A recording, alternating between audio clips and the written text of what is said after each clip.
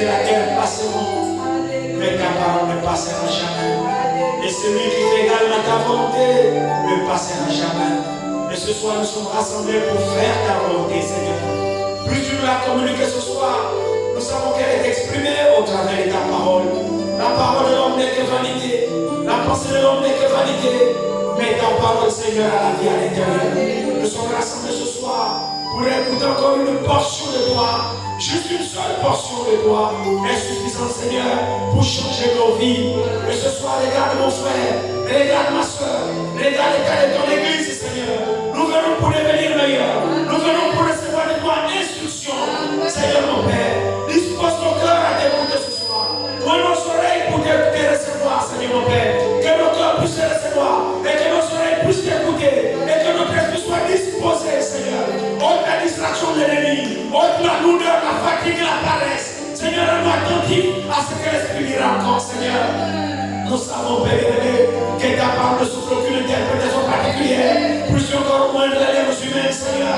Mon Père, le sort est tombé sur moi ce soir. J'ai alors la lourde responsabilité de parler ta part à ton peuple. Seigneur, même en personne de côté, puisses-tu placer tes paroles sur ma bouche. L'homme n'est que menteur, tout homme est reconnu comme menteur. Et toi seul pour frère, Seigneur. La seule manière pour l'homme d'être frère, c'est de prononcer la parole de vérité. Place-la sur la lèvre de ton serviteur. Je ne connais rien, Seigneur. Enseigne-moi ce soir, afin que ton peuple soit enseigné. Bénis mon frère, bénis ma soeur. Alors que nous rapprochons de ta parole pour la lire, nous voulions d'abord nous adresser à l'auteur de la parole. Ouvre-nous ta parole ce soir. Où est notre entendement? Et parle-nous encore. Car dans ta parole, il y a la vie de Dieu. Bénis chacun de nous. Bénis ton église. Conduis-nous, Seigneur. Comme tu as commencé avec nous, puisses-tu terminer avec nous. Car nous te donnons nom dans le Seigneur de Jésus-Christ. Amen. Le texte est au tableau. Notre texte depuis mercredi.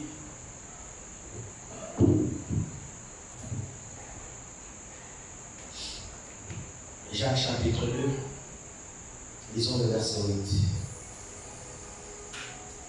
Si vous accomplissez la loi royale selon l'Écriture, tu aimeras ton prochain comme toi-même, vous faites bien. Yeah. Que le Seigneur ajoute la bénédiction avec sa parole pour vous asseoir. C'est compliqué pour moi avec cette écriture-là. Nous comptons sur la grâce du Seigneur. C'est un sujet que nous avons commencé mercredi et que nous avons intitulé la loi royale. Alors nous allons encore approfondir ce soir, nous les serons conduits par le Seigneur parce que nous pensons que c'est important de comprendre ce que c'est. Comme le titre le dit, déjà comme Jacques le dit ici, que il dit ici, si vous accomplissez la loi royale, selon l'Écriture, c'est laquelle?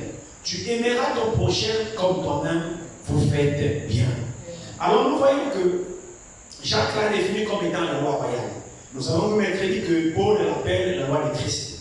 Et comme le dit l'Écriture, la loi royale, ça veut dire la loi du roi. C'est bien ça, non? La loi royale veut dire simplement la loi du roi. Et nous appartenons à un royaume. Et le royaume là, ce n'est pas le royaume terrestre. Jésus pouvait dire, il dit, mon royaume n'est pas de ce monde. Si mon royaume était de ce monde, j'aurais appelé les sujets, ils auraient dû combattre pour moi. Mais mon royaume n'est pas de ce monde. Alors il pouvait Pilate pouvoir leur dire, il dit, tu es alors roi. Et Jésus lui dit, oui, tu le dis, je suis roi. Alors Jésus est un roi. Et nous savons qu'il n'existe pas de roi sans royaume. Amen. On est bien d'accord. S'il y a un roi, c'est qu'il y a un royaume. Alors Jésus est le roi.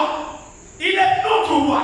Et si Jésus est le roi, puisque c'est de lui dont il s'agit, et nous sommes ici pour parler de lui, ça ne nous intéresse pas de parler d'un homme ici, ça ne nous intéresse pas de parler d'un prophète, ça ne nous intéresse pas de parler d'un ministère, fut-il grand, ça ne nous intéresse pas.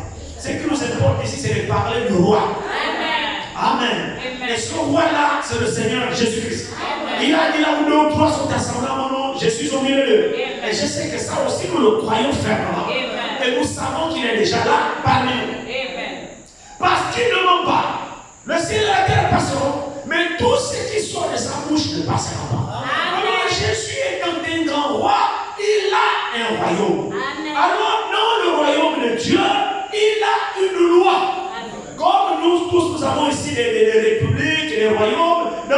royaume, il y a une loi. Dans chaque pays, il y a des lois. Tu ne peux pas arriver au Gabon et puis venir appliquer le loi des États-Unis au Gabon. Non, non, non, non, non. Chaque territoire a une loi. Et quand tu viens, tu veux vivre en société, dans ce territoire, tu devras te renseigner au sujet des lois qui régissent ce territoire. Si tu veux être en paix avec les citoyens de ce pays, il faut que tu te renseignes. Comment est-ce que ça se passe ici? Comment est-ce qu'on fait pour faire comme ça ici? Comment est-ce qu'on fait? Ainsi de suite. Il faut que tu t'imprègnes effectivement des lois de ce pays-là. Sinon, tu seras appelé renégat si tu te comportes de façon contraire au roi du pays. Alors, dans le royaume de Dieu aussi, nous ne voulons pas être des renégats. Parce qu'en réalité, frère, il y a beaucoup de renégats qui se pensent être dans le royaume de Dieu. Il y a beaucoup de renégats qui disent non, ils sont dans le royaume, mais en réalité, ils vivent en flagrante désobéissance avec la loi de ce royaume de Dieu. Parce que le royaume de Dieu n'est pas la cour du roi Péton. Le royaume de Dieu, ce n'est pas un royaume où chacun vient dicter sa loi, imposer sa façon de voir. Non. Nous découvrons que Dieu a un royaume. Et Jésus est ce roi. Et dans ce roi-là, Jacques nous dit, il a une loi qui règne là-bas. Ce royaume-là n'a pas beaucoup de lois. Gloire à Dieu. Amen. Nous pouvons avoir beaucoup de lois dans notre pays. Mais dans le royaume du grand roi, il n'y a qu'une loi. Amen. C'est pourquoi il peut dire, je vous donne un nouveau commandement. Alors Jacques dit, mais la loi royale. Amen. Il n'a pas dit les lois royales. La loi royale, comme s'agissant d'une seule que ce roi-là possède. Amen. C'est merveilleux. Amen. Pour confirmer cela, allons-y encore lorsque nous avons eu les crédits. Prenons Romains 12 pour voir si c'est bon. Romains 12. Romains 13, pardon, excusez-moi. Romains 13. Regardez ce qui a été dit ici. Romains 13, nous l'avons lu pendant le mercredi. On va encore le relire. Romains 13, à partir du verset 8, il est écrit: ne devez rien à personne, si c'était de vous aimer les uns les autres. N'est-ce pas une loi? Est-ce que l'église est là? Amen. Ne devez rien à personne, si c'était de vous aimer les uns les autres. Car celui qui aime les autres a accompli, remarquez le mot, a accompli les lois. Non. A accompli quoi? La loi. Comme s'agissant d'une seule. Donc celui qui aime les autres, effectivement, a accompli cette loi-là. Notre loi que nous adorons s'appelle le Seigneur Jésus-Christ. Et lui, il n'a qu'une seule loi. Amen. Comme Frère Branham disait, il dit, au milieu de nous, nous n'avons qu'un seul livre, la Bible, une seule loi, l'amour. Amen. Amen. Donc la loi du roi est la nôtre. Amen. Il n'a pas plusieurs lois. Il ne nous embrouille pas avec plusieurs lois. En réalité, il n'en a qu'une seule. Amen. Regardez ce que Romain dit ici. Continuez un peu à la lecture. Reprenons cela.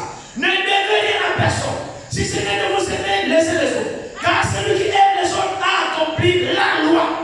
En effet, les commandements: tu ne commettras point d'adultère, tu ne tueras point, tu ne déroberas point, tu ne convoiteras point. Et ce qui peut encore y avoir, donc il y a plusieurs commandements, se résume dans cette parole: tu aimeras ton prochain comme toi-même.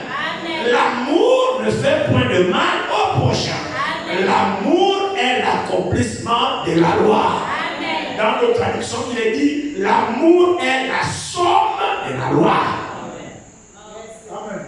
Donc quand vous additionnez, tu ne voleras point, tu ne tueras point, tu ne mentiras point, tu ne commettras point d'adultère, tu n'auras pas de faux témoignages contre ton prochain, tu ne feras pas ceci, tu ne feras pas cela, tu ne haïras point. La somme de tout cela, en fait, c'est l'amour. Amen. C'est la loi royale. Amen. Alors nous découvrons que notre Dieu n'a qu'une seule loi. Amen. Et cette loi-là, c'est elle qui règne dans son royaume. Amen. Et quand vous comprenez le prophète, il dit: ainsi dit le Seigneur, c'est l'amour parfait qui rentrera là-bas. Parce que là-bas, vous n'avez pas de commandement. Là-bas, il n'y a qu'une seule loi, c'est l'amour. Dieu lui-même, il est amour. Dieu n'a pas l'amour. Il est amour. Et tous ces sujets sont amour.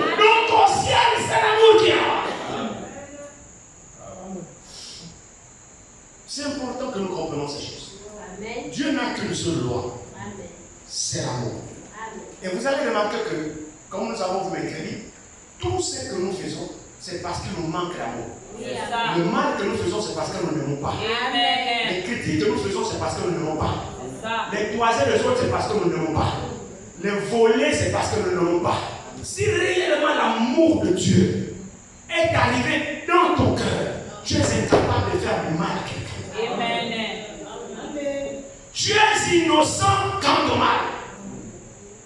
Le mal est étranger dans l'amour. Dans l'amour, il n'existe pas le mal dedans. Non. Dans l'amour, le mal n'existe pas. Le mal est étranger dans l'amour. Et vous allez remarquer que s'il y a des piquants parmi nous, c'est parce qu'il nous manque la loi royale. Amen. Et la parole de Dieu nous communique l'essentiel. Tout ce que nous faisons, si on n'a pas l'amour, c'est pas encore ça. Amen. Si on n'aime pas, on ne peut pas parler de bien. Si on n'aime pas, on ne peut pas rendre service. Amen. Si on n'aime pas, on n'est pas vrai. Amen. C'est vrai. Amen. Laissez-moi répéter ça. Si on n'aime pas, on n'est pas vrai. Amen. Mais quand on aime, on fait avec vérité Amen. l'action que nous posons. Amen. Amen. C'est la vie. Ça, c'est la vérité. Alors, le roi a une loi. Et Frère Branham me disait, il dit, ce monde-là meurt par manque d'amour. Amen. C'est juste un tout petit peu d'amour Amen. qu'il faut injecter là où il y a la haine. Amen. C'est juste un petit peu d'amour. Quand vous voyez deux personnes se quereller chaud, l'amour a disparu. Amen. Injectez une petite dose d'amour, vous allez voir que tous les deux vont se calmer. Amen. Ils vont se mettre à s'embrasser. Amen. L'amour solutionne tout. Amen. L'amour arrange tout. Amen. L'amour pardonne tout. Amen. L'amour croit tout. Amen. L'amour c'est vrai. Amen. Dans l'amour, il n'y a pas de mal. Amen. Parce que Dieu lui-même, il est amour. Et c'est ça qu'il est venu communiquer au monde. C'est pourquoi, en dépit de tous les commandements qui ont été inculqués, donnez, lui-même, quand il vient, il dit, je vous donne un commandement nouveau. Amen. Donc tout ce que Moïse vous a donné, tout ce que les prophètes nous ont raconté, tout cela c'est bien. Mais tout ça, ce sont des commandements, des lois, parce que vous n'avez pas l'essentiel. Amen. Si vous avez l'essentiel, tous les autres là trouveront la solution dans ça. Amen. Amen. Amen. La loi royale, c'est-à-dire la loi du roi. Le roi n'a pas beaucoup de lois. Il ne nous embrouille pas avec beaucoup de lois. Lui, sa loi, c'est l'amour. Amen. Celui qui aime a accompli la loi. Amen. Celui qui n'aime pas, c'est un meurtrier. Amen. Et Dieu ne demeure pas en lui. Amen. Vous n'aurez jamais Dieu si votre cœur n'est pas pur. Oui, amen. C'est la vérité. Tout ce qu'on fait, c'est la religion. C'est des calculs mentaux. Amen. C'est des programmes humains. Mais le cœur, il est vide. Amen. Mais le cœur rempli d'amour, ce cœur est vrai. Et lorsqu'il sert Dieu, il le sert avec pureté, avec sincérité. C'est vrai. Et Amen. c'est ça le service que Dieu a fait. Amen. Vous voyez, regardez ici. Prenons Romains 12. Pardon, Hébreux 12. Hébreux 12 ici. C'est Hébreux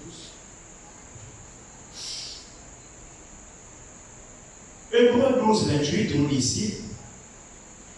C'est pourquoi recevons un royaume inébranlable. Je ne sais pas si nous sommes ici pour recevoir ce royaume. Amen.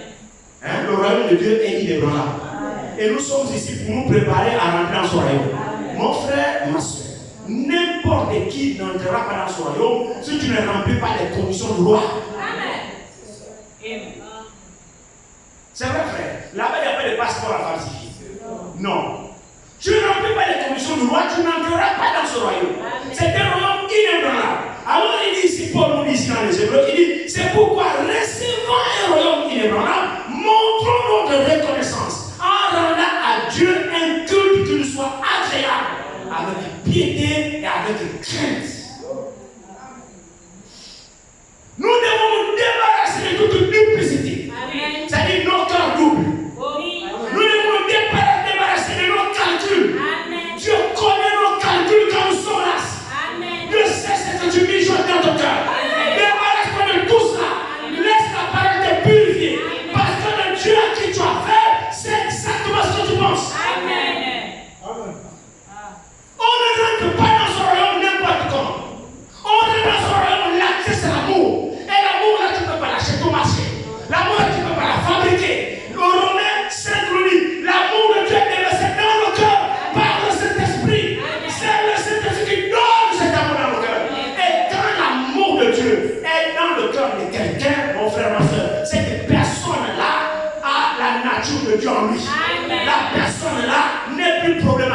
Amen. la personne la dégage. Amen. Dégage l'atmosphère divine. Amen. Amen.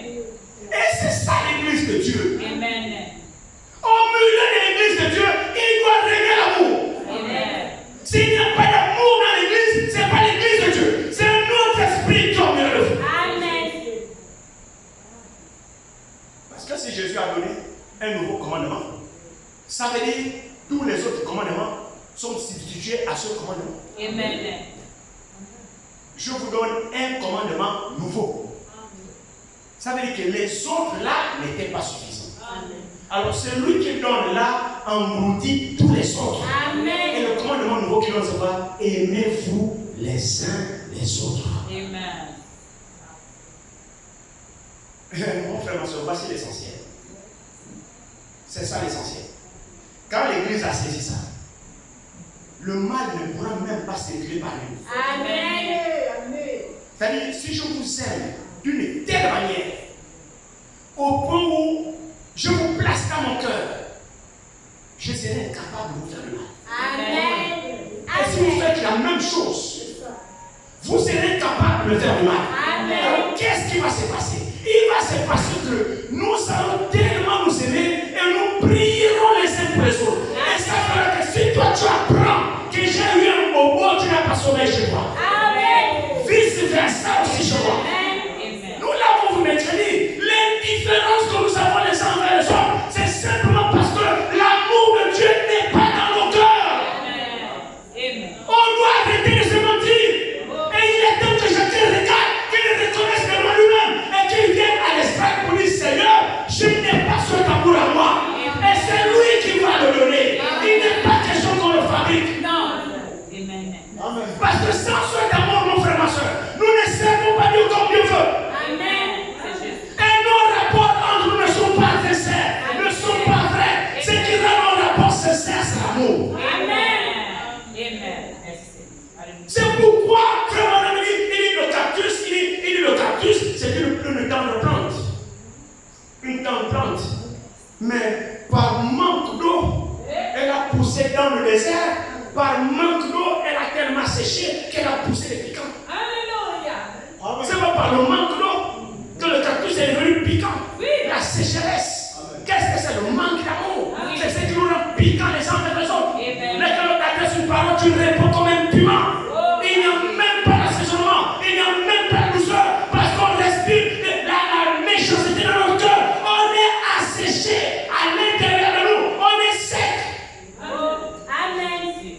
Amen. C'est le manque d'amour. Oui. On n'est pas un peu avec douceur à son prochain. Amen. Non. Non. On est sceptique les uns envers les autres. On est comme des cactus.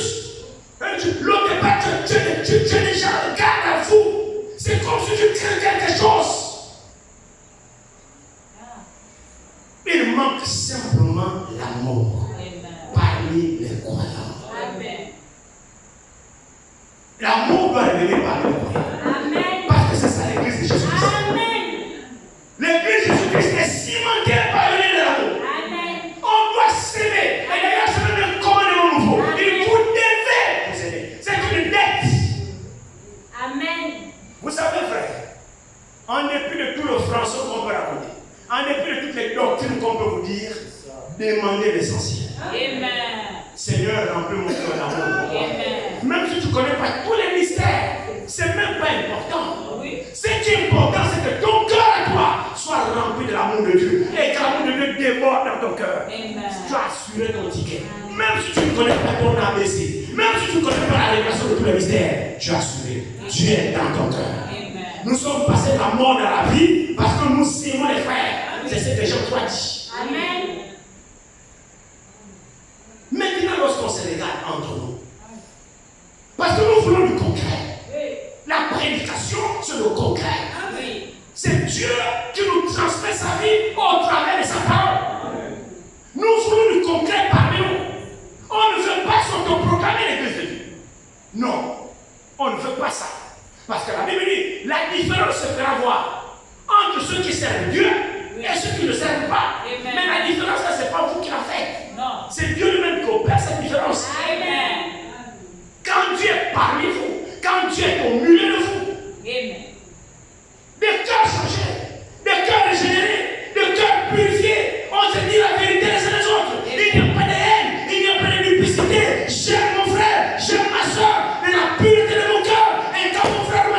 touchés. Moi aussi, je suis touché. Si on n'a pas de tels sentiments, c'est un signe qu'on n'a pas l'amour de Dieu. Mais nous avons vu qu'on n'est pas lié dans ce cas. Parce que réellement, le corps de Christ, c'est l'ensemble de croyants. Amen. C'est ça le corps de Christ. C'est l'ensemble des croyants. Toi, moi, X, Y, c'est ce qui forme le corps. Et le corps, c'est un tout. Amen. Le corps, c'est un pluriel dans le singulier. Comme on le dit souvent, le corps. Le corps, c'est quoi? Le, c'est quoi? C'est quoi le singulier? Hein? Oui. Ah, le corps. Mais vous ne trouvez pas que c'est bizarre? Quand on dit le corps, l'article au singulier, et le mot qui suit est au pluriel avec un S, vous ne trouvez pas ça bizarre? Mais pour la simple raison que le corps, c'est celui-ci. Mais qu'est-ce qui constitue le corps? Il y a plusieurs membres. Il y a les bras, il y a les doigts, il y a les yeux, il y a les paupières, il y a tout ça. Tous les membres là sont plusieurs, mais tous les plusieurs la forment un tout. Et le tout fonctionne à merveille. Et si l'un des membres est malade, frère, tout le corps est malade. C'est tellement vrai que Paul a pris l'exemple du corps pour montrer dans la parole l'unité qu'il doit avoir dans le corps de Christ. Et c'est pour ça que je suis mort dans le cas. C'est pour que son église soit exactement comme le corps humain. Frère, ceci n'est pas la théorie, mais c'est simplement la vérité de Dieu. Chacun doit pouvoir comprendre. Est-ce que tu es lié avec ton frère? Est-ce que tu es lié avec ta soeur? Ou encore il y a des différences? Est-ce qu'il y a des différences? Est-ce qu'il y a un cas qui ne te touche pas? Est-ce que réellement le problème de ton frère va tout droit dans ton cœur? Ça aussi tu sais le reconnaître. Oui. Amen. Voyez, il n'est pas nécessaire pour nous de nous tromper. Amen. Chacun connaît son cœur. Amen. Chacun connaît son cœur. Regarde-toi à l'intérieur de toi. Amen. Regarde la sensibilité que tu as. Amen. Comme nous avons vu mercredi, que nous sommes plus sensibles quand il s'agit des membres de notre famille. Amen. Quand il s'agit des membres de notre famille, alors tu te vois impliqué. Amen. Tu es au four au moulin parce que c'est le membre de ta famille. Amen. Il n'y a aucune écriture qui connaît ça. C'est vrai. Mais tu dois faire plus envers la famille en Christ. Amen. Selon Galates 6. Amen. Disons-le. Galates 6.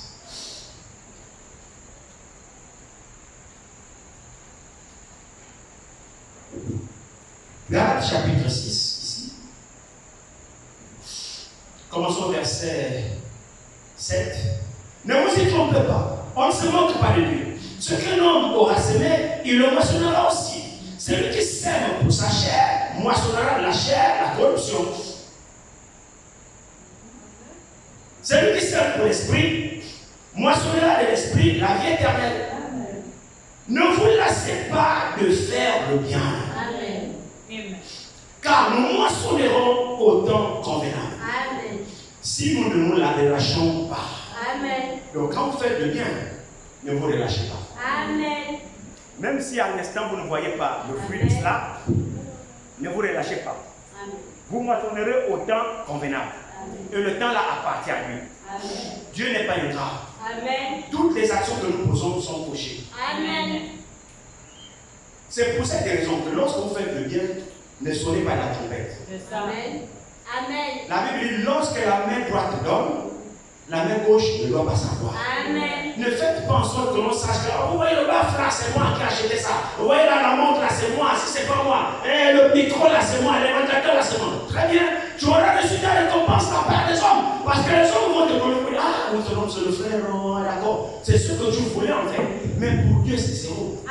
L'objectif pour lequel tu l'as fait, c'est pour être acclamé des hommes. Amen. Tu ne l'as pas fait pour que Dieu coche ça pour toi comme un trophée. Amen. Mais nous ne le faisons pas pour les hommes. Amen. Nous le faisons pour Dieu. Amen. Que Dieu nous récompense au temps opportun.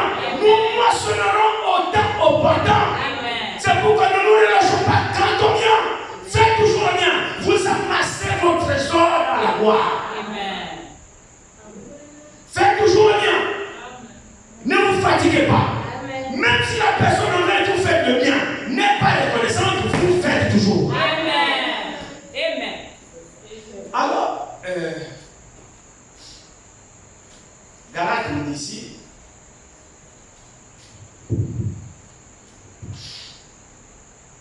ne vous laissez pas de faire le bien, car nous moissonnerons au temps convenable si nous ne nous relâchons pas.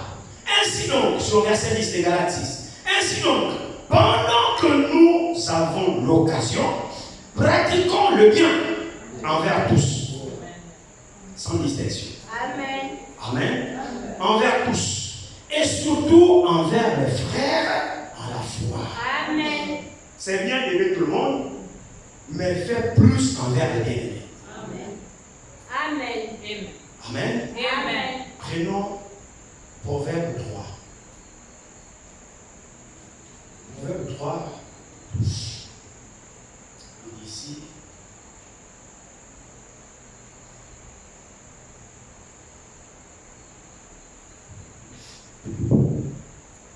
Proverbe 3.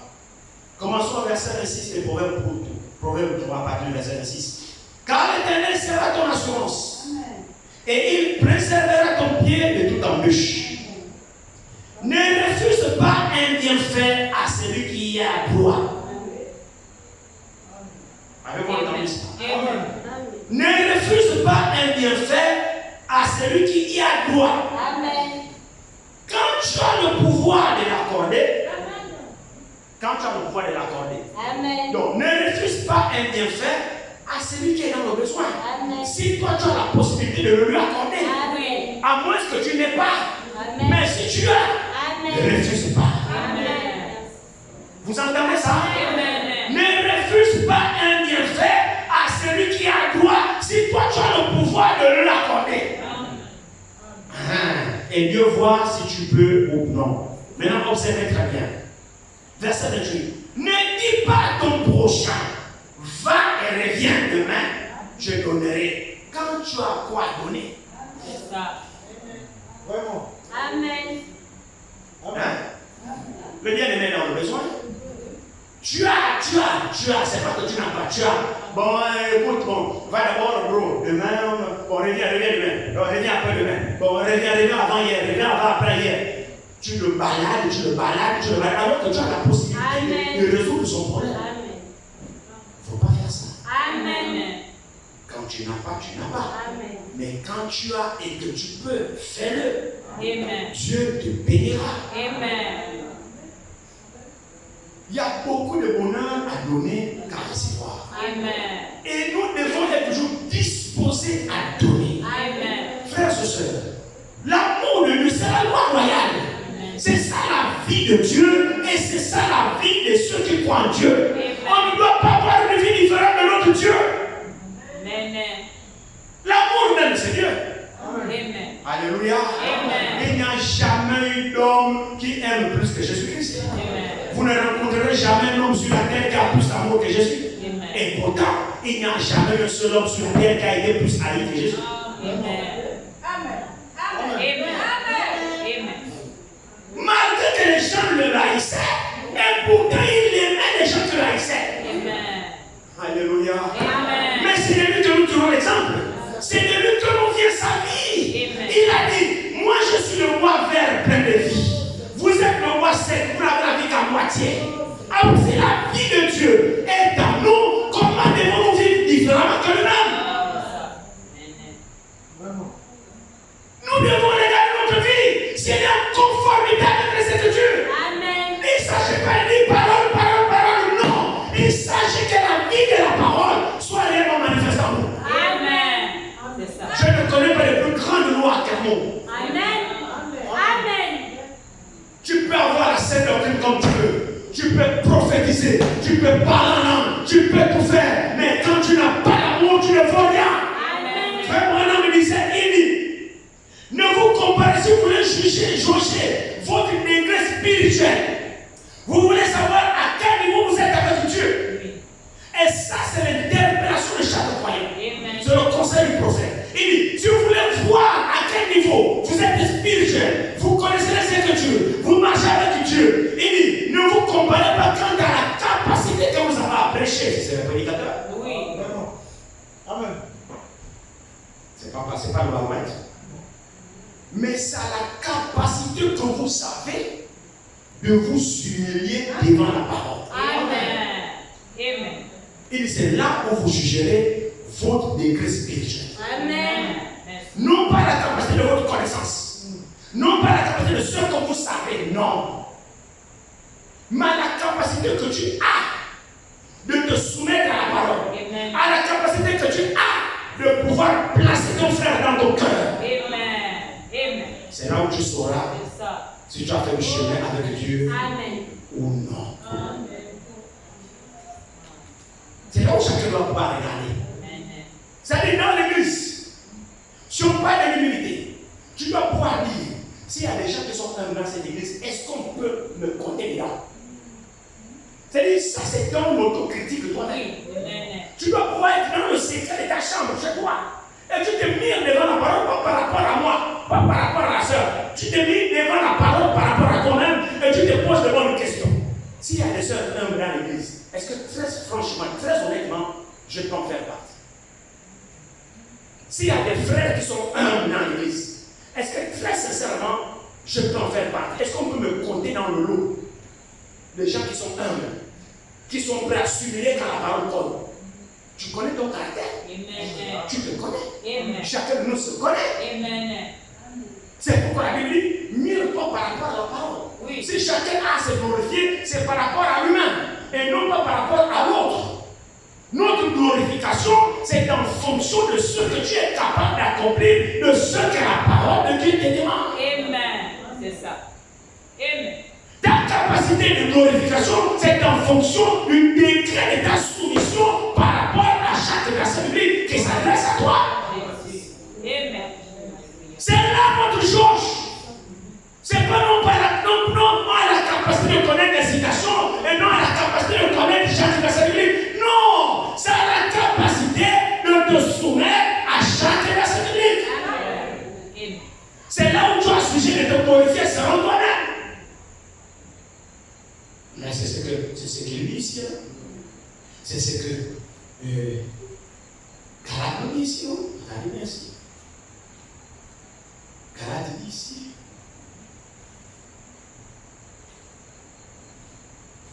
Galate 6, je crois ici. Il dit.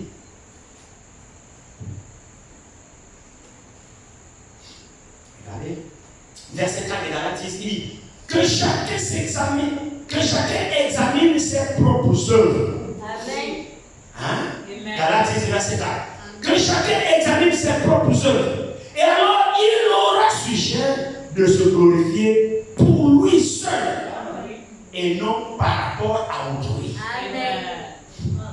Frère Franck dit, parmi nous, nous ne voulons pas des gens qui se glorifient Amen. par rapport à ce verset. Et Frère Franck dit, quand tu as envie de te glorifier, puisque la Bible dit toi-même, Frère Franck dit, va en forêt. Tu vas seul toi-même en forêt, puis tu cries, voilà, donc manifeste-toi par rapport à toi-même. C'est-à-dire qu'au milieu de nous, si on ne fait pas quelqu'un qui s'est donné nous pas ici.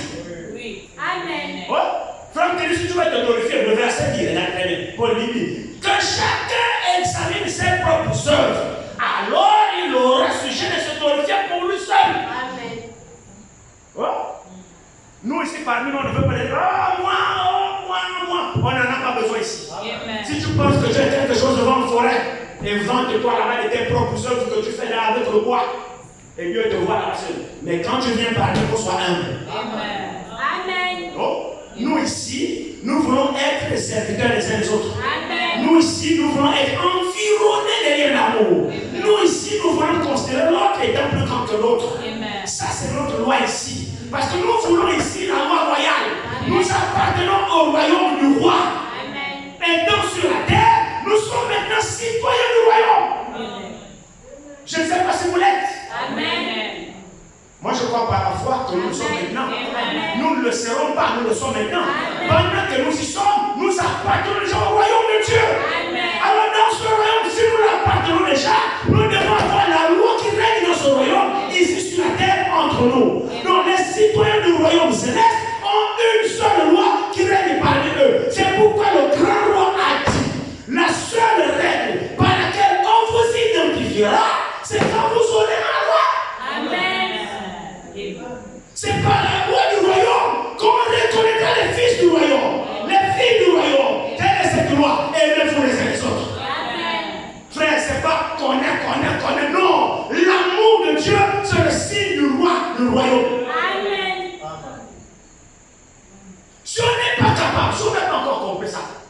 Nous ne sommes pas encore dans le royaume. Amen. Amen. Nous nous combattons encore les uns les Je autres. dis Amen. Nous nous piétinons encore les uns les autres. Nous mettons les bâtons sur les roues, sur la marche de l'autre. Amen. Non, dans ce royaume, mon frère, c'est l'amour qui règne. Et quand j'ai identifié que mon frère fait déjà partie du citoyen de ce royaume, oh, mais il est mon frère, je passais l'éternité avec lui. Alors si je le vois mourir, je dis, mais c'est mon frère, on vit ensemble dans le même royaume. Frère, viens, je lui tends la main, je le sors de là où il est tombé. Je ne le ris pas, je ne le critique pas, parce qu'il fait partie du même royaume que moi. Si on n'a pas encore compris ces choses, on a encore moins de vie. Ce royaume est réel. Lui-même, il était le premier habitant de ce royaume.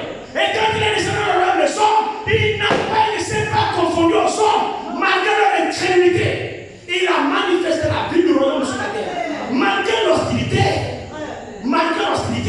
il vivait la vie du royaume sur la terre. Les hommes même qu'il a aimés le haïssaient, lui continuent à les aimer. C'est là que vous entendez le prophète dire, vivant, il m'a aimé. Et c'est devenu le slogan des enfants, aimons-nous vivants. Mais c'est scripturaire. Amen. C'est pas le slogan, aimons-nous vivants, aimons-nous. Non! Mon quoi? C'est vivant que nous aimons. Amen. Lui, vivant, il nous a aimés. Il lui a témoigné son amour pendant qu'il vivait. Malgré qu'on l'a craché, on l'a insulté, on l'a injurié, on l'a flagellé. Vivant, il nous a démontré que je vous aime. Malgré tout ce que vous faites, que je vous aime. Notre hostilité n'a rien changé à son amour. Vivant, il m'a aimé. Et pour prouver qu'il m'a vraiment aimé vivant, il est mort pour moi. Hein? Quand il est mort là, vivant, il m'a aimé. Pour me sauver, la condition c'était qu'il fallait qu'il meure. Il a dit oui, je l'aime. Alors je vais mourir pour lui. Mourant alors, il m'a sauvé. C'est vrai, non? Quand il est mort, c'est là où il nous a sauvés. Sa mort, c'était pour notre salut. Son ensevelissement, il a emporté nos péchés au loin. C'est vrai, non? Ressuscitant, il m'a justifié. Comme mon frère a dit tout à l'heure. Le juste ressuscité par l'Éternel. Quand nous sommes justes, parce que nous avons reçu le juste. Nous ne sommes pas justes parce que nous nous autoproclamons justes. Non. Quand il est ressuscité, il nous a justifiés. Maintenant, quand nous le recevons, lui le juste, alors lui il nous rend juste. Quand le juste est dans nous, c'est lui qui nous justifie. Et la justification, c'est une action qui montre qu'on n'a jamais rien fait. Voici ce que l'amour du roi fait. Tout ça, c'est par amour. Et maintenant, comme il nous a aimés, alors il nous enjoint commandement, vous aussi, aimez-vous les uns les autres. Nous pouvons rester ici, parler des églises. Nous sommes telle église, nous sommes ceci, nous sommes cela, mon frère, ma soeur. Moi, personnellement, je m'en fous de tout ça. Je dis la vérité. Parce qu'au niveau où je suis, moi, c'est le ciel qui m'importe. Amen. Le reste des choses des hommes, là, moi, je suis là-bas. Amen. Moi, c'est le ciel qui m'importe. Et nous devons faire tout et être réalistes. Est-ce que réellement la vie du ciel est parmi nous? Chacun doit pouvoir regarder dans son cœur. Est-ce que tu es encore religieux? Est-ce que tu es encore là dans les critiques? Est-ce que tu es encore là dans les envies? Est-ce que tu es encore là en train de... Non! C'est que tu es encore loin du royaume. Amen. Tu es encore loin du royaume. Amen. Mais rentre dans le royaume ce soir. Amen. J'ai encore la possibilité de rentrer dans ce royaume ce soir.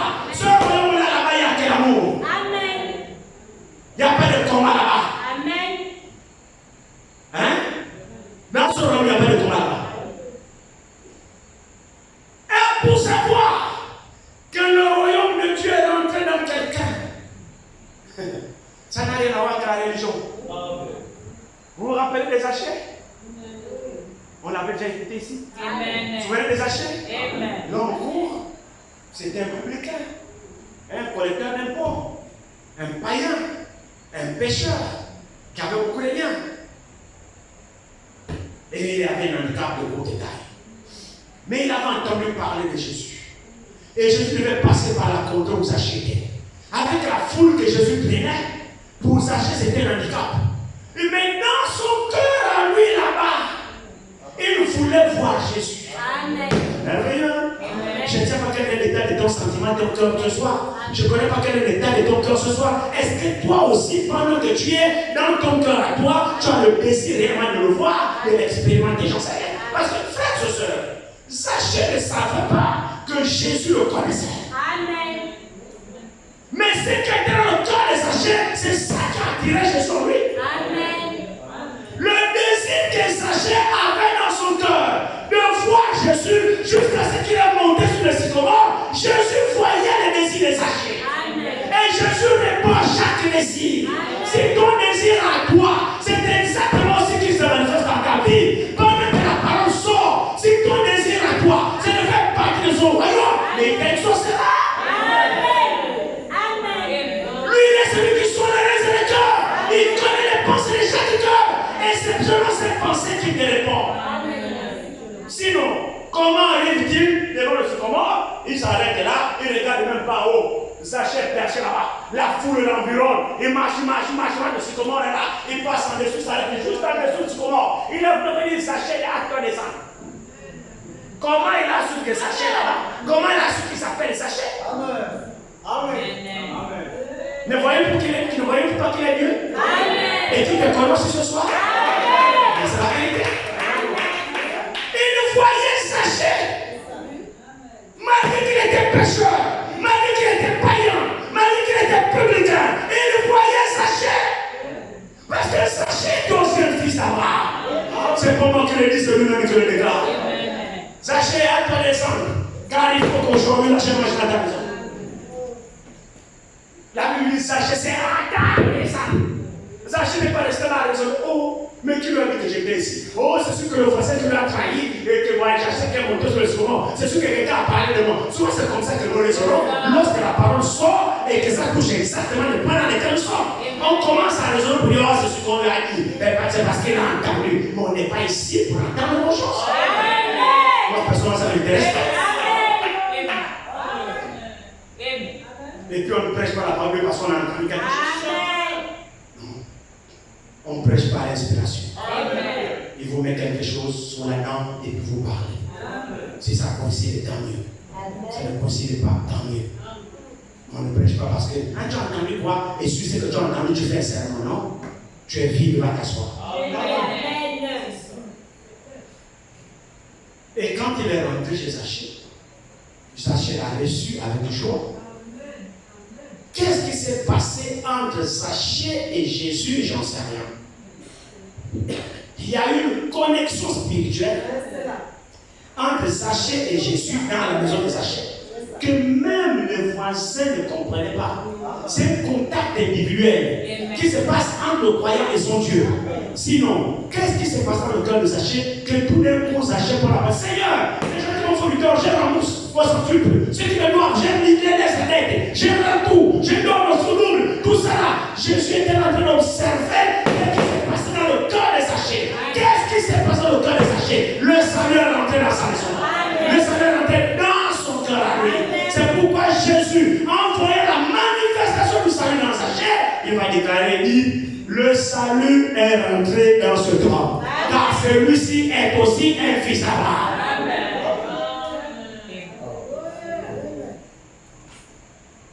Ils connaissent ce qui est dans nos cœurs.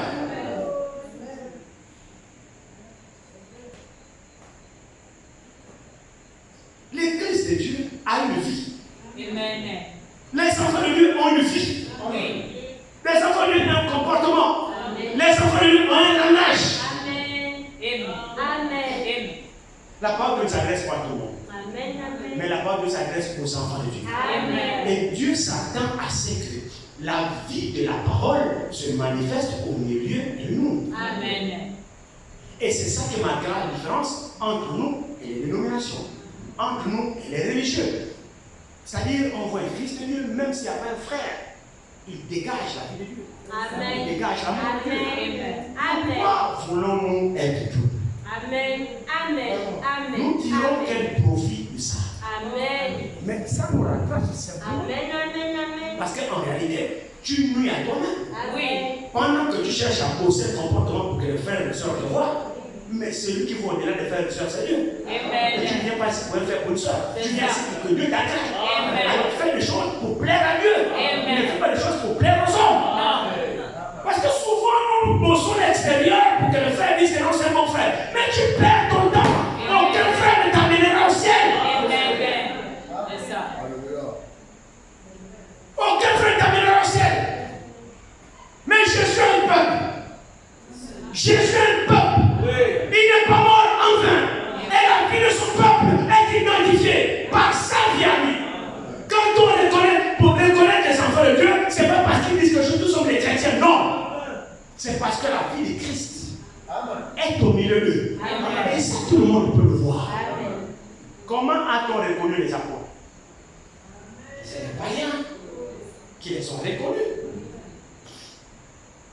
Je ne sais pas si vous êtes d'accord avec ça. Amen.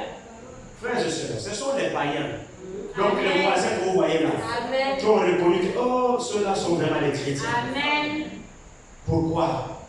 Parce qu'ils ont vu Christ. Amen. Ils ont vu la manifestation de Jésus dans ces gens-là. Amen. C'est-à-dire la même vie de Jésus est avec eux. Amen. L'amour de Jésus est avec eux. La bonté de Jésus est avec eux. La puissance de Jésus est avec eux. Le monde a vu Jésus dans les croyants. Amen.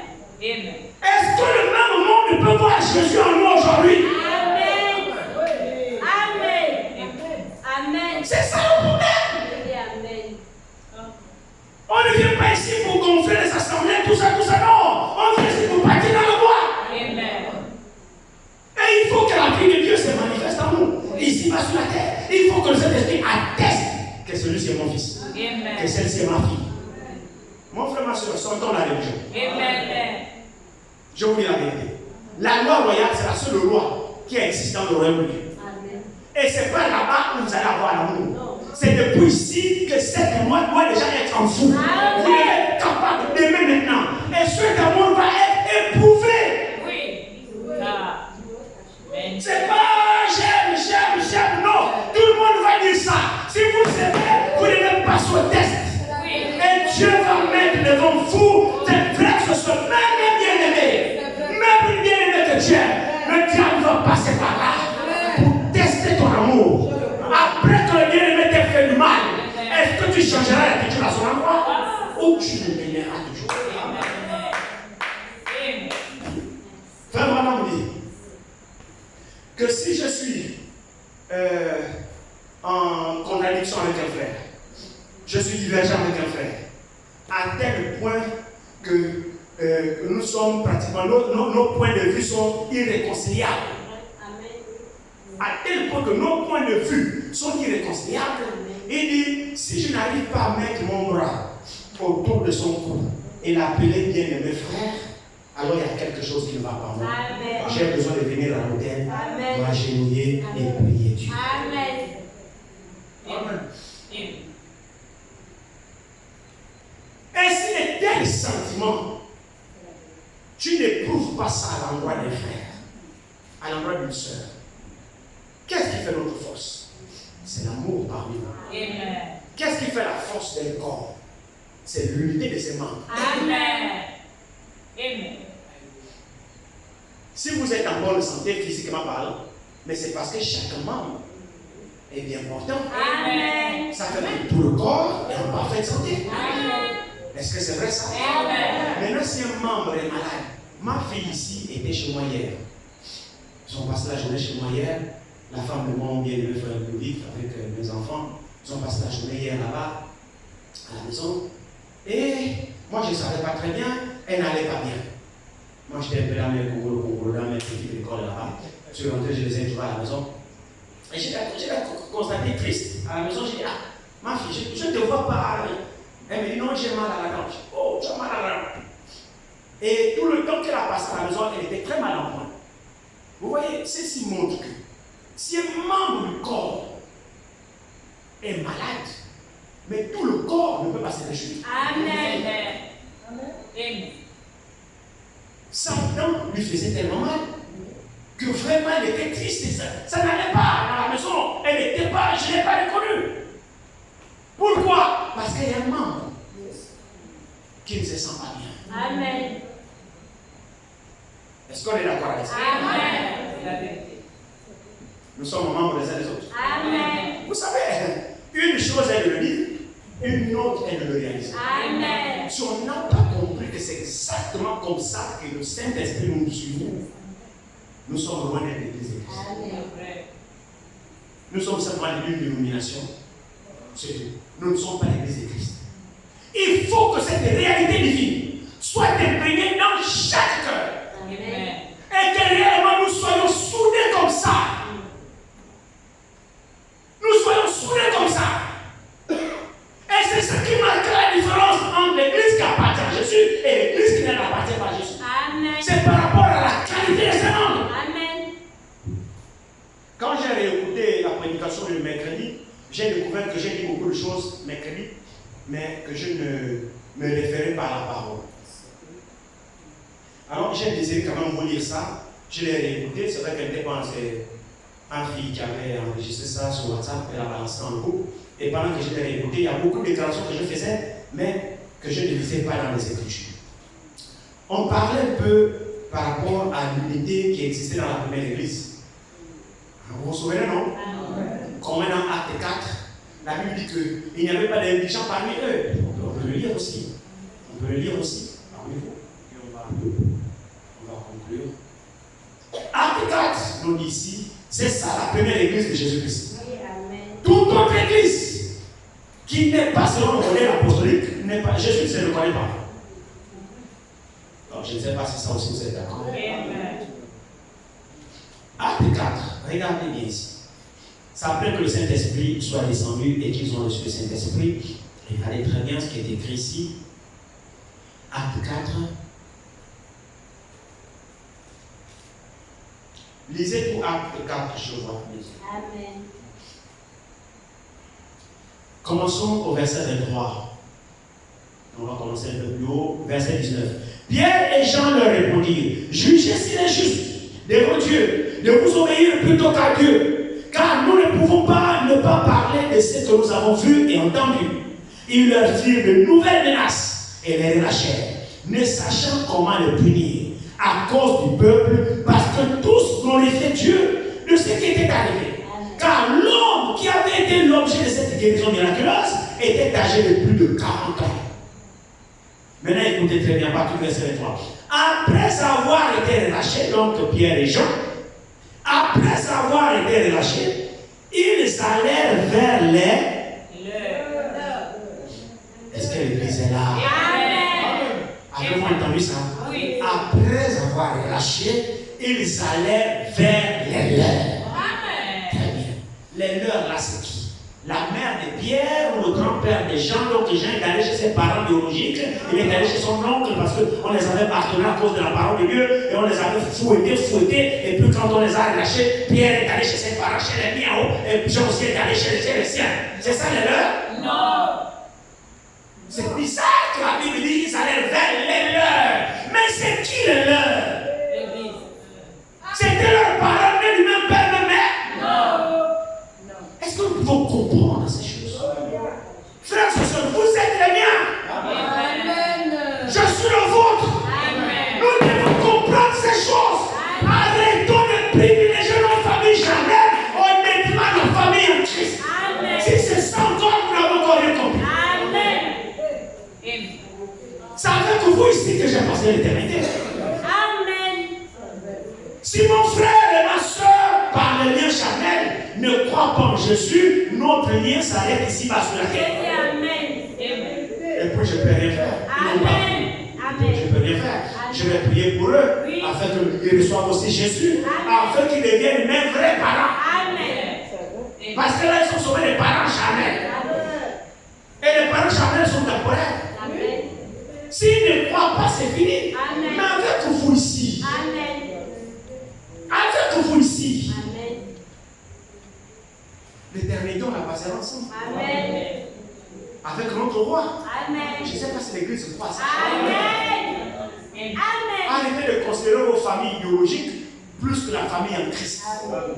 Vous êtes encore charnel si vous avez cette vision de la chose. chapitre 6, verset 10. Faites du bien envers tous les hommes. Surtout envers les frères dans la foi. Amen. Alors il dit ici, il dit, après avoir été relâchés, ils allèrent vers le leur et racontèrent tout ce que les principaux sacrificateurs et les anciens leur avaient dit. Lorsqu'ils eurent entendu, ils élevèrent à Dieu la voix. Amen. Tous ensemble. Amen. Je vous ai parlé de ça mercredi. Mais je n'avais pas seulement lu la parole du verset. Tous élevèrent la voix ensemble. Maintenant, écoutez très bien. Seigneur, toi qui as fait le ciel et la terre, la mer et tout ce qui s'y trouve. Je me suis toujours posé la question quand j'ai lu ce verset. J'ai dit, ici c'est la voix de qui sortait? Parce que ce n'est pas quand même possible que tous ensemble, au nombre qu'ils étaient, répétaient cela comme des rues dans la citation. La Bible dit, c'est la voix, tous ensemble. Et maintenant, on dit ce qu'il disait dans la prière. Quel parfait accord. Quelle unité qui régnait parmi les premiers croyants. Quel amour régnait parmi eux. Quand Pierre était arrêté, la Bible dit, l'Église n'arrêtait pas d'adresser les prières à Dieu. Quand les étaient capturés, il ne se recharge, Pierre il est trop, il aime toujours trop avoir attrapé. On dit toi aussi vous avez non, quand on a attrapé Pierre, l'Église priait. Ce n'est pas ses parents charnels qui priaient, c'est l'Église qui priait. Alors l'Écriture dit ici, c'est toi qui as dit par le Saint-Esprit, par la bouche de notre Père, ton serviteur David, pourquoi ce tumulte parmi les nations et ces vaines pensées parmi les peuples, des rois de la terre se sont soulevés et les princes se sont ligués contre le Seigneur et contre son roi. En effet, contre ton saint serviteur Jésus, que tu as point, Hérode et Ponce Pilate se sont ligués dans cette ville avec les nations et avec le peuple d'Israël pour faire tout ce que ta main et ton conseil avaient arrêté d'avance. Et maintenant, Seigneur, vois leurs menaces et donne à tes serviteurs d'avoir peur. Non. Hein? Non. D'annoncer ta parole avec pleine assurance, malgré les menaces. Donne à tes serviteurs de continuer à prêcher avec assurance. Plus le diable nous résiste, plus nous aussi nous résistons. Amen. Plus il est têtu, plus nous sommes aussi têtus. Amen. Amen. Pourquoi il ne se souvient pas à nous? Pourquoi vous voulez vous soumettre à nous? Vraiment. Alors il dit ici, en étendant ta main pour qu'il se fasse des guérisons, des miracles et des prodiges par le nom de ton saint serviteur Jésus. Quand il eut prié, le lieu où ils étaient assemblés trembla. Ils furent tous remplis du Saint-Esprit. Et annonçaient la parole de Dieu avec assurance. Alléluia. Vous savez pourquoi le lieu dans lequel ils étaient tremblait? Vous savez pourquoi il fut encore ajouté une nouvelle dose? L'église était déjà remplie du Saint-Esprit. On a ajouté encore. Nous voulons toujours encore plus de Saint-Esprit. Alléluia. Qui nous double encore la dose ce soir. Mais pour la simple raison qu'ils étaient un. Leur pensée était une. Ils avaient tous les mêmes cœurs, les mêmes pensées. C'est pourquoi la prière était tous unis ensemble. Et Dieu a exaucé. Ce n'était pas notre prière, notre combattait. Ils étaient arrivés à un niveau où ils avaient le même cœur et une même pensée. Et quand le peuple comme ça fait la force. C'est ça. Nos prières ne sont pas exaucées parce que nos pensées sont divergentes. Parce que nos cœurs ne sont pas unis. Tu as encore d'autres pensées dans ton cœur. Quand bien même que tu pries dans la bouche, mais ton cœur est encore ailleurs. On n'est pas encore arrivé à l'unité des cœurs. Amen. Oui, Amen. Quand les cœurs seront réellement unis, mon frère, ma soeur, c'est une puissance dans la prière. Amen. C'est une puissance dans la prière. Vous voyez? Maintenant, regardez très bien, verset 32. La multitude de ceux qui avaient cru n'était qu'un cœur et qu'une âme. Maintenant, écoutez. disait que c'est bien. Pourtant, ce sont ses biens. Est-ce que l'église est là? Amen. Ce sont ses biens. Lui-même, il a travaillé à l'assureur de son front. Maintenant, écoutez les premiers croyants. Oh, que Dieu nous accorde la grâce. Je me demande si on a affaire au même Dieu. Je me demande si on a affaire au même esprit. Amen. Et regardez très bien. La multitude de ceux qui avaient cru n'était qu'un cœur et qu'une âme. Nul ne disait que ces biens lui appartenaient en propre. Mais tout était en commun entre eux.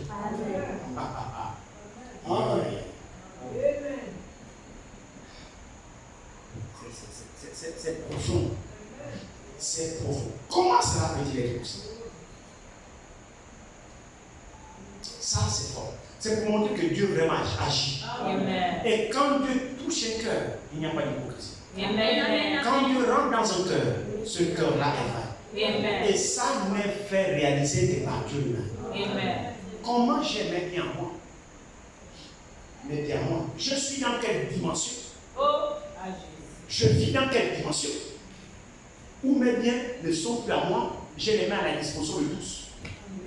Frère, je suis encore humain. Non. La chair pèse encore à moi. Il faut que c'est-à-dire, il va falloir que j'ai traversé le lieu de la chair. Parce que la chair est tout sauf ça. Amen. Amen. C'est ça.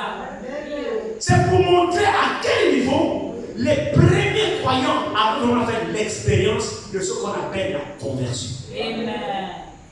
Amen. Les biens de ce monde leur importaient peu.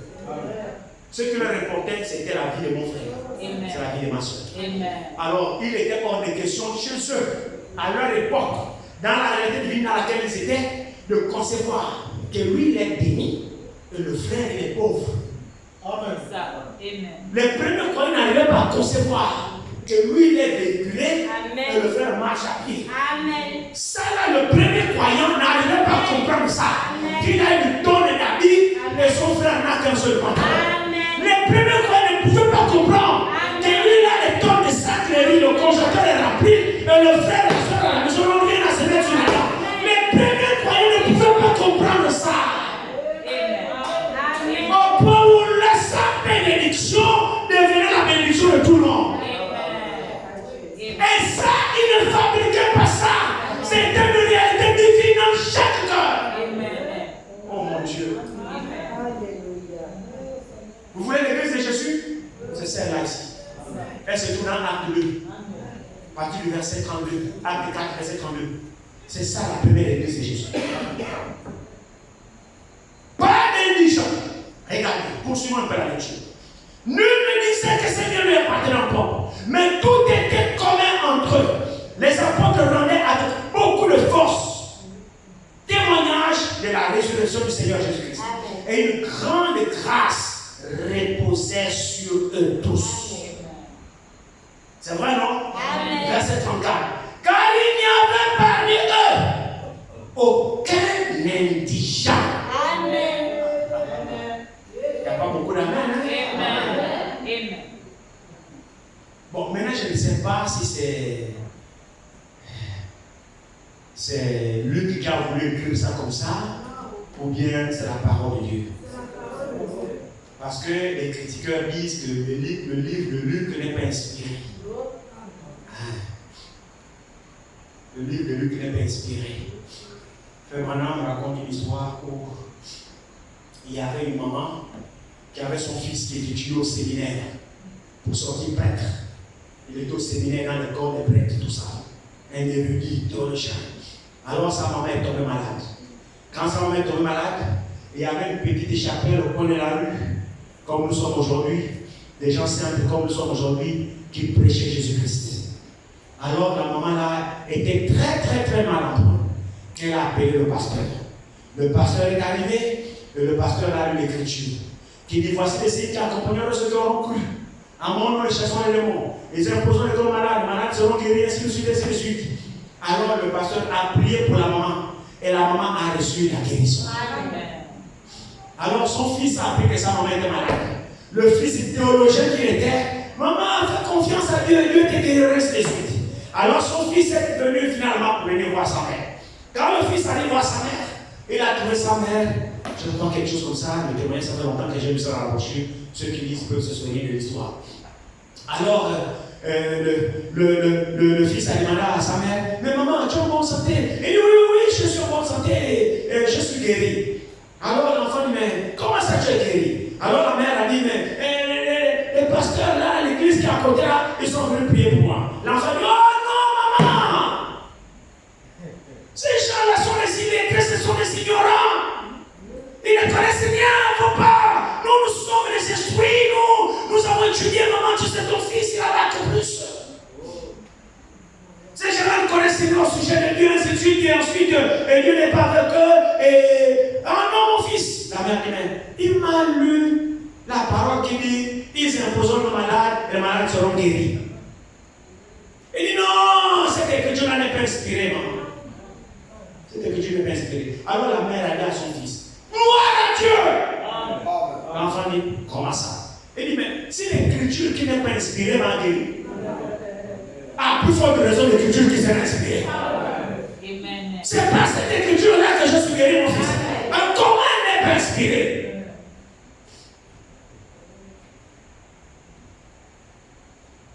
L'église de Dieu a une vie. Amen. Alors parmi eux ici, il dit parmi eux ici, il n'y avait pas de gens parmi eux, tout ce qu'ils possédaient, ils les vendaient. Car il n'y avait parmi eux aucun indigent. Tous ceux qui possédaient des champs ou des maisons, vous savez, j'ai encore relu ça aujourd'hui, ça c'était une action forte. Écoutez très bien. Tous ceux qui possédaient des champs ou des maisons vendaient, apportaient le prix de ce qu'ils avaient vendu. Donc moi ici j'ai eu la grâce de construire ma maison, où je m'abrite de moi et ma famille. Alors à cause de quoi, au nom de quoi, j'en sais rien. Tout d'un coup, je suis conduit à vendre ma maison. Si je ne suis pas fou, comment le monde va m'appeler? C'est écrit comme ça? Est-ce que c'est écrit comme ça? Il vend la maison, il prend l'argent. Et quand il prend l'argent, ce n'est pas pour aller aux États-Unis.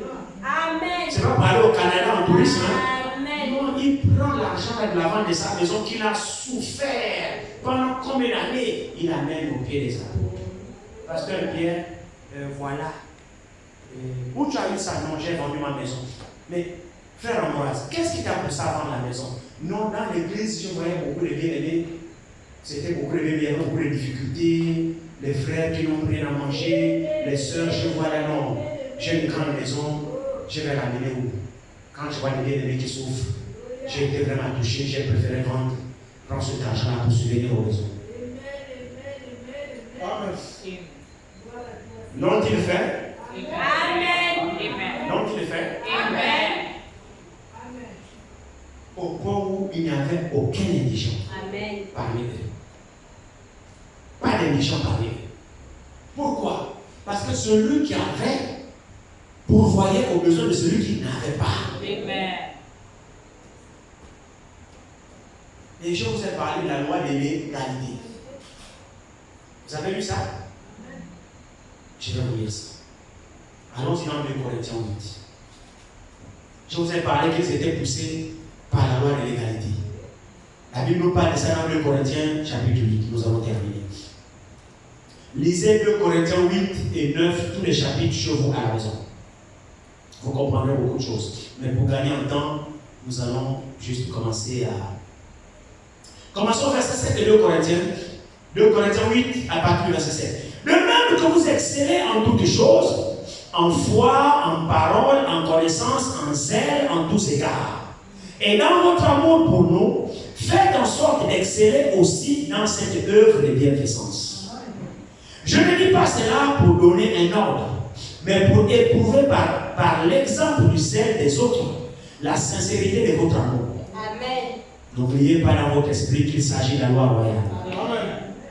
Car vous connaissez la grâce de notre Seigneur Jésus-Christ, qui pour vous s'est fait pauvre, de riche qu'il était, afin que par sa pauvreté, vous soyez enrichis.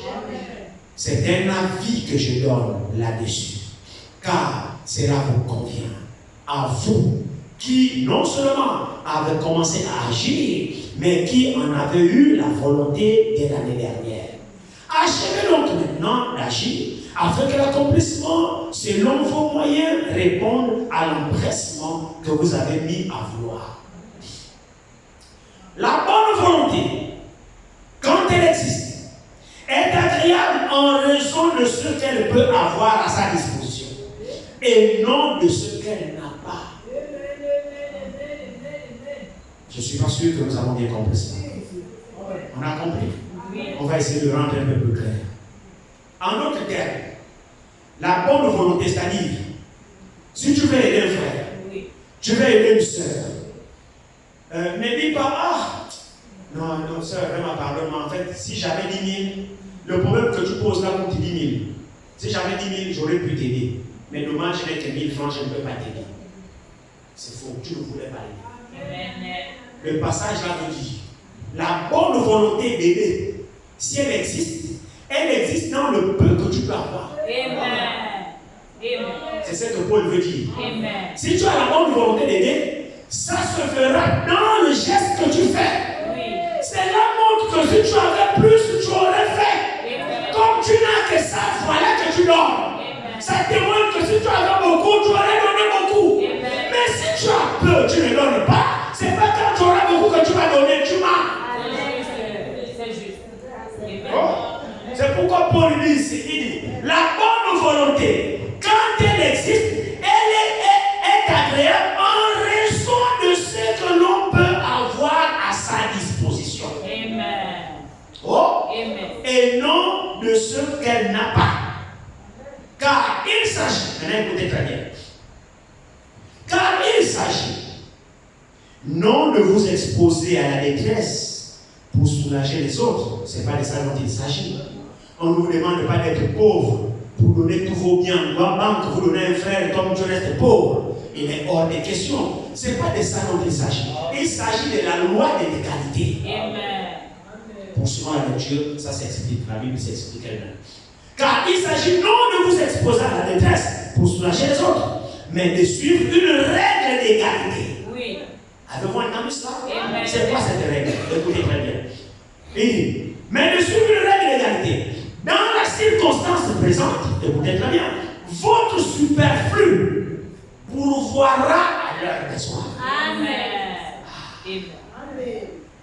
Votre superflu, c'est-à-dire ce que vous savez de trop, n'amassez pas en banque. Vous avez le nécessaire. Vous avez le nécessaire qui vous convient. Le superflu là, sans banque, ça ne fait rien. Ça fait quoi la banque? Donne un frère qui est dans le besoin, donne l'épargne là, donne ça, il va manger. Ouvrez vos oreilles. Je parle sous l'autorité de la parole de Dieu. On appelle le superflu quand vous avez comblé tous vos besoins et le reste. Le surplus là, c'est ça le superflu. C'est ce que tu as gardé en banque là. Les comptes sont garnis. Au pour le gestionnaire, même le père, où tu as trouvé tout ça? Dieu, ça sert à enrichir les entreprises, les sociétés, pendant que ton frère et ta soeur n'ont même pas quoi se mettre sous la dent. Vous faites ça, vous n'agissez pas par amour. Écoutez bien ceci. Il dit ici. Il dit, je réponds le verset 13. Car il s'agit non pas de vous exposer pour soulager, vous exposer à la détresse pour soulager les autres, mais de suivre une règle d'égalité. Excusez-moi. Car dans la circonstance présente, votre superflu pourvoira leurs besoins, afin que leur superflu pourvoie pareillement au vôtre, en sorte qu'il y ait égalité. Amen. Ça fait qu'il n'y a plus d'indigents. Amen. Oh. Selon qu'il est écrit.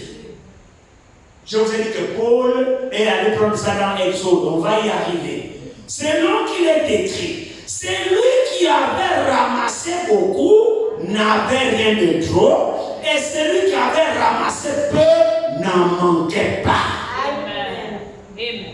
Je vous Vous avez parlé de la manne, non? Amen. Quand la manne tombait, les vendredis, ça tombait double. Et les gens ramassaient beaucoup. Mais la loi disait qu'ils devaient ramasser chacun un homère. C'était la mesure. Chacun avait droit à ramasser un homère pour sa provision. Un homère. Donc tu comptais par le nombre de quantités de personnes qui sont chez toi, à raison d'un homère chacun. Maintenant, quand ils ramassaient, ceux qui ramassaient beaucoup, il y avait qui ramassaient un peu.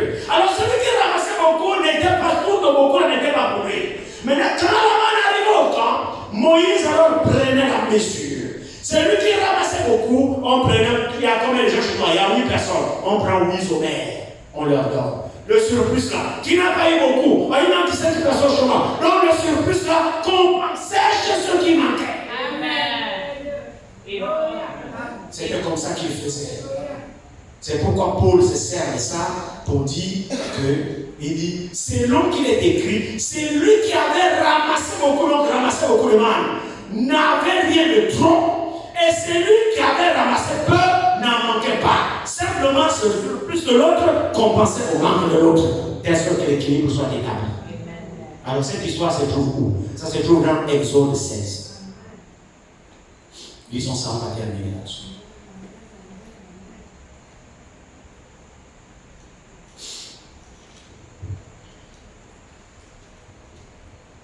Exode 16, regardez très bien ici.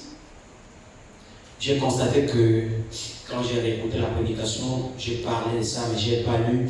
J'ai cru bon de vous partager ces écritures-là aussi, pour que vous sachiez que tout ce qu'on vous dit ici, même si on ne lit pas, c'est forcément écrit.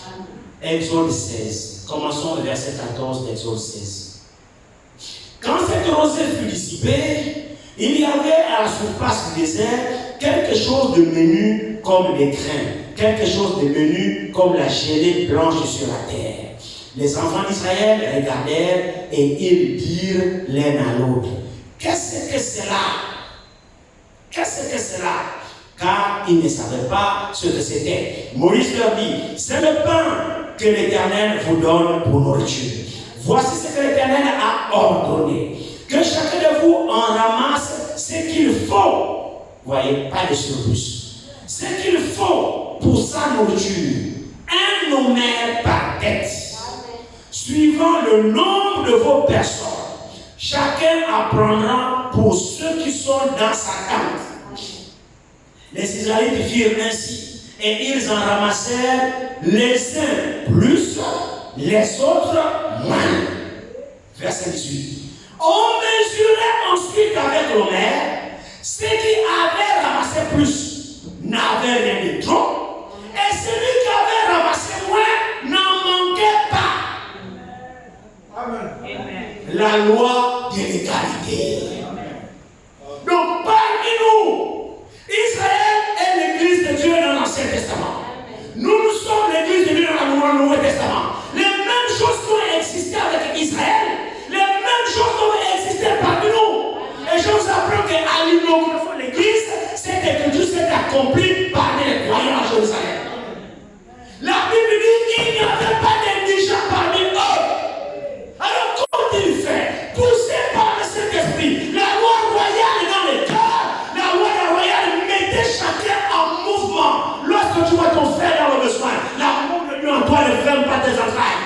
Tu vends ce que toi, tu prends le surplus. Tu ne peux pas supporter la pauvreté de ton frère ou la pauvreté de ta soeur alors que tu as le surplus. Si tu as l'amour de Dieu en toi, l'amour de Dieu te poussera à agir. Alors ceux qui avaient trop n'en avaient pas, et ceux qui n'en avaient pas comme possédants. Parce que le surplus de mon frère, mais profite-moi. Si Dieu t'a béni, c'est pour moi. Pourquoi on n'est pas capable de comprendre ça? Laissez-moi dire que c'est ça l'église de Dieu. Oh, c'est quoi il y a des riches parmi nous? Hein? J'amasse. Pour les générations futures, pour mes enfants, pour les enfants de mes enfants, pour les enfants de mes enfants. Entre-temps, je dis, bien aimé, que Dieu te bénisse. Nous passerons l'éternité ensemble. Le frère n'a même pas de chaussures. Tu vas compter quel christianisme en toi? Tu as quel genre d'amour de Dieu en toi? Le frère n'a même rien à se mettre là-dedans. Je on jette l'huile, on jette tout. Il y a des bien-aimés qui n'ont rien à se mettre sous la dent. Tu vis aux oignons, quand tu arrives, tu ouvres le frigo, steak haché, rond steak, frites, tu te joues à côté, petite serviette là, tu fais bonne chair. Mais il y a des bien-aimés qui ont fait 2 jours sans manger.